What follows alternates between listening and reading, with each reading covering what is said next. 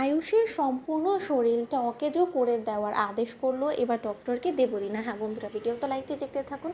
যে মুহূর্তে কিনা দেবলীনাকে ডক্টর বলতে থাকে যে ম্যাডাম আপনি যে পরিমাণে হাই ডোজ ওনার শরীরের উপরে প্রয়োগ করছেন, এতে করেই কিন্তু ওনার গোটা শরীরটা অকেজো হয়ে উঠবে এবং সে কিন্তু সম্পূর্ণরূপে তার বডিটা ড্যামেজ হয়ে যাবে। তখন কিন্তু কোনো কিছু করা যাবে না, সে কিন্তু কোনোদিন আর স্বাভাবিক জীবনে ফিরতে পারবে না। ঠিক সেই মুহূর্তে যখন কিনা দেবলীনা বলতে থাকে যে আপনার তো সাহস তো কম না, যেখানে কিনা আমি আপনাকে এখানে ভাড়া করে এনেছি, তাহলে আমি যেটা বলবো আপনি সেটা করতে বাধ্য এবং ওর শরীরটা অকেজো হয়ে যাবে। আমি তো সেটাই চাই।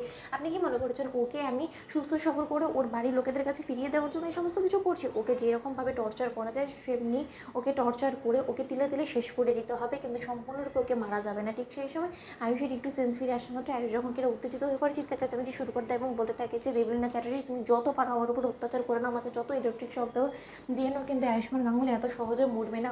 আয়ুষ্মান গাঙ্গুলি এবং কুসুম সরকার এক হবে এবং আমাদেরকে এক হওয়া থেকে কেউ আটকাতে পারবে না। এবং আমার দীর্ঘ বিশ্বাস যে কুসুম সমস্ত লোকের আমাকে মৃত বলে ভেবে নিল, কুসুম সরকার কোনো মতে আমাকে মৃত ভাববে না এবং ও ঠিকই আমার খোঁজ করবে এবং আমার খোঁজ করতে করতে এক না একদিন ও এখানে এসে পৌঁছবে।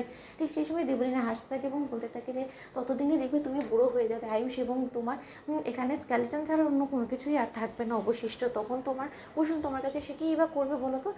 ঠিক সেই মুহূর্তে আয়ুষের উপরে সেই বিষাক্ত ওষুধগুলো যখন প্রয়োগ করা হয়, ঠিক তার পরের মুহূর্তে বাড়ি ফেরার মাত্রই কুসুম যখন বলতে থাকে যে দেবীমা আমার আপনার সঙ্গে কিছু কথা আছে, যদিও আমি খুব ভালো করে জানি যে আপনার আমার মুখ দর্শন করার কোনো ইচ্ছে নেই, কিন্তু তা সত্ত্বেও আজকে আমি আপনাকে যে কথাটা বলতে এসেছি সেটা আপনার জন্যই ভালো এবং আপনার জন্যই মঙ্গলের। আপনি দোহাই লাগে আমাকে এখান থেকে তাড়িয়ে দেবেন না। ঠিক সেই মুহূর্তে ইন্দ্রাণী গাঙ্গুলি কুসুমকে ধাক্কা মেরে যখন বাড়ি ঘর থেকে তাড়িয়ে দেয়, ঠিক সেই সময় ঈশান বলতে থাকে যে না মা, আজ তাড়ালে চলবে না, আজ আমাদের তোমাকে বিশেষ করে প্রয়োজন এবং ভাইটারও তোমাকে প্রয়োজন।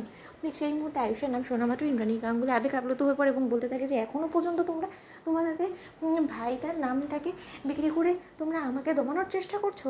ঈশান, তোমার তো ভাইদা হয়, তার সত্ত্বেও কি তোমার একবার বিবেকে বাঁধলো না?